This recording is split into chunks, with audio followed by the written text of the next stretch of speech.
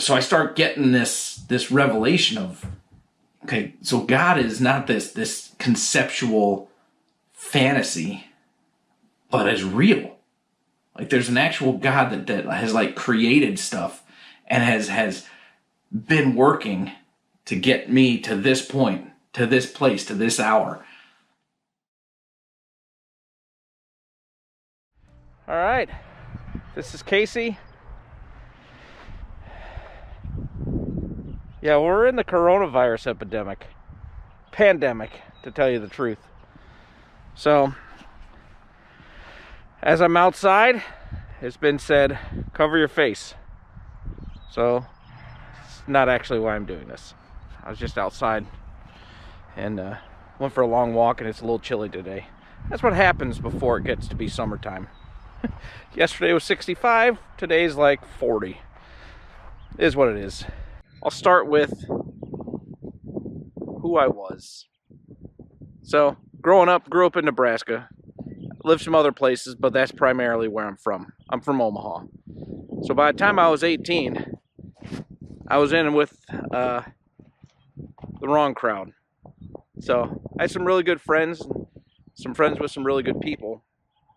But the people that I was really hanging with had an agenda. And we were going to be like organized crime drug dealers. And we were going to make money. We were going to have girls. We were going to have parties. And it was going to be awesome. Awesome's probably not the right word for it. In any event, we ended up not doing that. One of my best friends got murdered. I don't share that with a lot of people. But he was in Colorado. One thing led to another. Murder. Okay. So at that point, I start thinking, you know, this idea of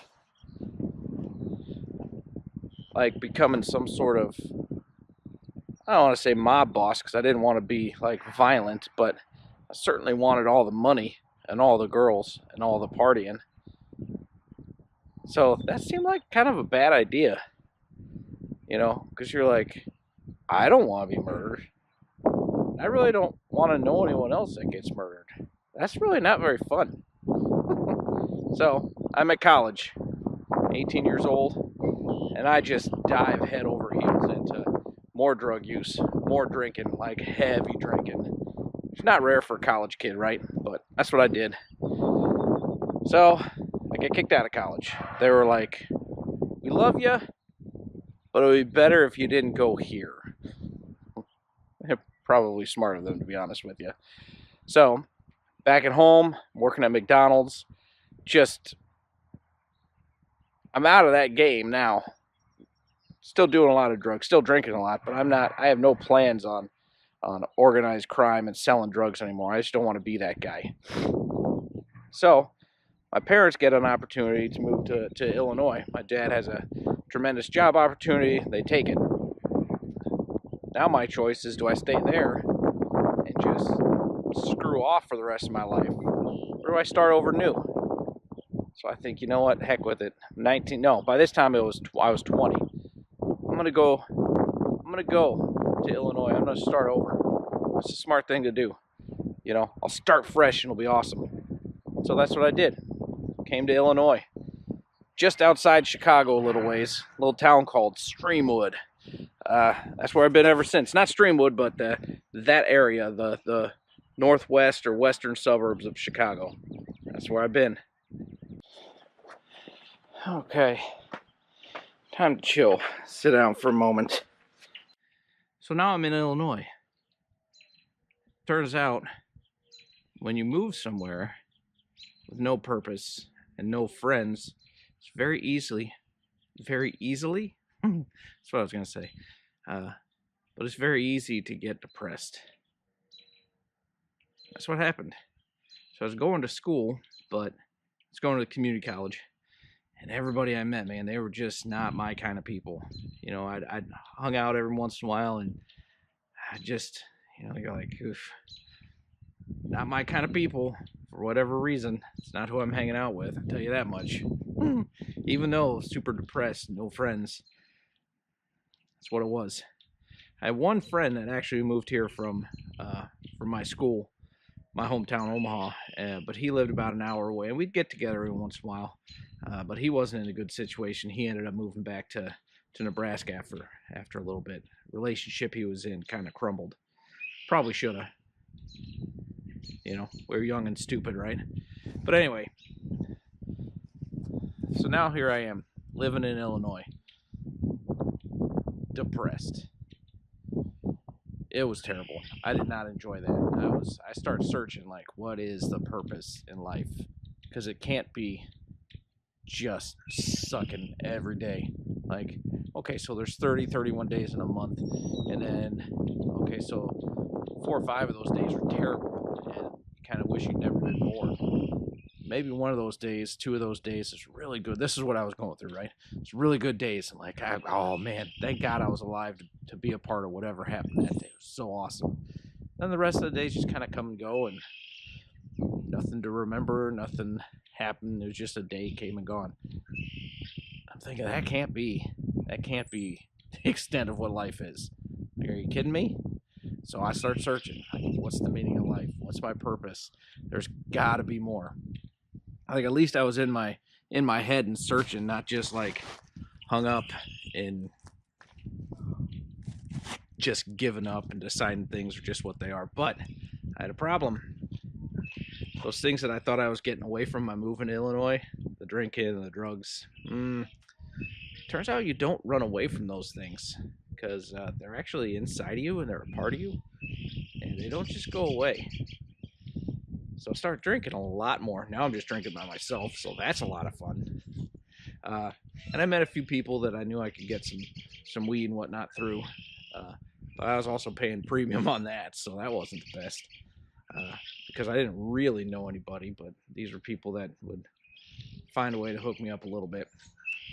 But I finally ended up finding some people I really liked. Like, I ended up working at a Blockbuster Video. And the guy there, Andrew, still his name. And turns out his father's a pastor of a church. Okay, interesting. So he doesn't hang out with me. We don't go drinking or smoking weed together, because he doesn't do that. It's the weirdest thing. But he's got a couple of brothers. And man, they did like doing that. And they were smart guys. Like, I really started hanging out with them, and I really enjoy their company. Like, I like people that I can have, meaningful conversation with. What's the meaning of life and whatever. Like, it wasn't just superficial stuff. So we start hanging out all the time. And now I start buying some weight when it came to my drugs, because now I can supply some people, and now my drug use is basically free, because I'm buying enough that I can sell enough that covers my next buy. So I don't want to be a big time drug dealer anymore. Like, that's not a dream of mine. But I do want to do drugs. I do want to do them for free. So I figured, this is perfect. Like, I finally have friends. I'm not paying for my drugs. Oh man, still drinking a ton. This is the life. But I would still sit in my bed at night, or early in the morning, or whatever time it would be. When you're alone and you're thinking, and you're going through what you've done, what you're gonna do, and you have regrets. Man, if only I'd done such and such. You worry about the things you didn't do, or the things that you should have done, or the things that you did that you shouldn't have. Well, you know what I mean. And I still didn't have any answers. I was still basically lost. Nothing that I searched out, nothing through alien abductions or whatever. I went down so many different rabbit holes, and I never found anything. I read some interesting stuff, whatever, but nothing that like gripped me. It made me think, oh my God, the truth. It's just, so I knew I was still searching, and that would keep me up at night, because you still have this thought of what is the purpose of life. I'm at least out of my depression, but I still don't have purpose. So it's really not that great still. Yeah. Okay, so now I've got friends, but I'm still looking for something. So, spring of my 22nd year of life, so May something or other, just before Mother's Day, I'm taking a class at school, comparative religions, and one of the assignments we have is go to a religious thing and write a paper about it. So the only stipulation was, look, if you grew up going to St. Mary Mother, Catholic, whatever, don't go to church again on Sunday and write your paper about that. Go somewhere different. Go to a Buddhist temple or a Hindu temple or a whatever. The point was, get out of your comfort zone, get out of what you know, and experience something else. Comparative religion. That was the class. So, this guy Andrew and his brother said, I'd been hanging out with a bunch. Their dad's a pastor of this church, and, I knew they had like a set of drums, and they had people that played guitar during their choir time. I'd never seen anything like that. Well, in movies, TV, where people would raise their hands and say amen and hallelujah. Weird. But I figured, you know what? This is not a bad way to get my assignment done. At least I'll know somebody there. I'll have somebody to sit next to. So, cool. I'll go there. Now, it happened the night that I decided to go. I think it was like a Thursday night, because they do church in the middle of the week. Wednesday night, maybe. Weird, right? Like, who does that? It might have been a morning. I don't remember for sure. No, it was a Sunday. It was a Sunday morning. And they happened to be doing a conference. They called the conference Wind and Fire. And they had two preachers there. Of course, I didn't know who they were. Never heard of them. It was a Dr. Roy Hicks and a Dr. George Evans, along with the pastor, Pastor Ed Weiss.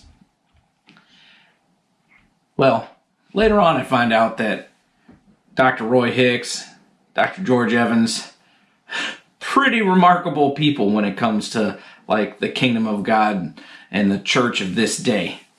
So the fact that like my first service, I got to have these two guys speak right at me, I didn't understand the privilege that I had. But anyway, that's not what it's about.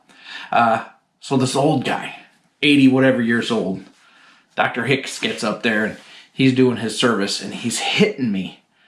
Like, I think probably he knows us. Obviously, my friends have told him every intimate detail about my personal thoughts that I have when I'm laying in bed at night and that I've never shared with anybody. Somehow they clued into what these problems were that I was having, these doubts and these fears and these questions that I had that I was looking for answers on. They knew what these questions were, somehow.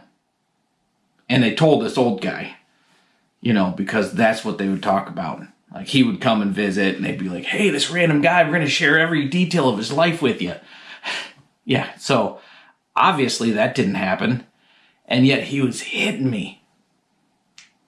The questions that I had about life, about my future, about purpose, he answered them. And it was ridiculous. Like, I was like shaking. Because how does this work? And he's like, this is, and I think he's talking directly to me, but there's a whole congregation there, right? He's just preaching. And he said, this is how God works. He'll speak directly to your problem, or he'll speak directly to your problem. All in the same service, in the same sentence even, or in the same verse, Bible verse that is shared. It says something different to you, and different to you, and different to you, and different to you. And every one of those differences is timely and the answer for what you need right then. So I start getting this revelation of, okay, so God is not this conceptual fantasy, but is real. Like, there's an actual God that has like created stuff and has been working to get me to this point, to this place, to this hour. And he says, anybody who would like to give their life to Christ. And he says, this is how you sit, this is what you say, and this is what you do. If you really mean it, raise your hand and come up front. And me and I don't know, and a couple other people went up front. And this is what I found out. Because I did get born again that day. And this is what I found out. When you get born again, the thing that changes inside of you is going to be so amazing and something that you can't deny in and of yourself. That's the proof that it's real. So it wasn't that moment. Like I didn't burst into sweat and like my hair stood on end and lightning shot out of my fingertips. There's nothing weird, right? I just did it and it was what it was. But over the next bunch of days, the way my mind changed, I wasn't brainwashed in terms of like somebody who had to pin me down and put all these thoughts in my head. No. My brain was washed in terms of cleansed in an instant. Like that was the part that amazed me. Is I literally at that moment changed it so drastically that it had to be a supernatural thing. And I tried to change numerous times before. Nothing. Still drugs, drinking, women, you name it. But this time was different. My whole mind changed. My addictions didn't necessarily leave me immediately. I still had to fight through some of that stuff. But my mind, I finally had peace. I finally had direction, and I finally had the thing I was looking for, truth. So that was my salvation. I was 22. I'm 43 now, so it's been a couple of summers since then. One thing I've never done, given up, gone back, decided this wasn't for me. This wasn't it was a decision, right? But it wasn't like I decided I was going to eat broccoli and I didn't like it. Now I'm never eating broccoli again. Now this decision altered me so profoundly that my forever changed. And that's what salvation does. That's what God does. He comes in and he alters you. And you should never go back to what you were. You can, like some people do that. But I didn't grow up in church. I grew up in just a normal everyday life. And I had gotten to the point where I needed truth. I needed something that gave me direction. That wasn't just a job, and it wasn't just politics, or it wasn't just sports, and because all that's cool and all, but that's not eternal. That's not. It wasn't my answer. That's for dang sure. But Jesus Christ, Him crucified, made a way. Says I'm not. Why do I get to be a person of God? Why do I get to be part of His kingdom? His lineage, because I'm not his chosen people. I'm not a Hebrew by blood. But 2,000 years ago, something happened. And even the people, like I was reading in the Gospel of Mark, and Jesus was healing the sick and cleansing people with skin disease and getting people set free who had demonic attachments to their lives. So he was doing all this stuff, and the whole place was amazed. And the cities and the towns were being turned upside down. And even the people were like, there's never been a day like this. This is a day like none other. There's never been a day like this. And what's funny is I hear that right now. We're going through this COVID-19 coronavirus pandemic. And it's true. There's never been a day like this. Not in my lifetime, not in anybody that's alive. There's not been a day like this. But 2,000 years ago, there never been a day like this. And God did a mighty work and altered and changed the world forever. So yeah, this pandemic might be something that's never happened before, unprecedented. Not might, is. But God can do something amazing. He did it in my life. He altered me, a guy who had no reason to deserve any of it. He did it for me. So can he do it for this neighborhood? Can he do it for this city? Can he do it for this country? This globe? Yeah, absolutely. He's done it. He's done it. So that's my salvation story. All right, be good.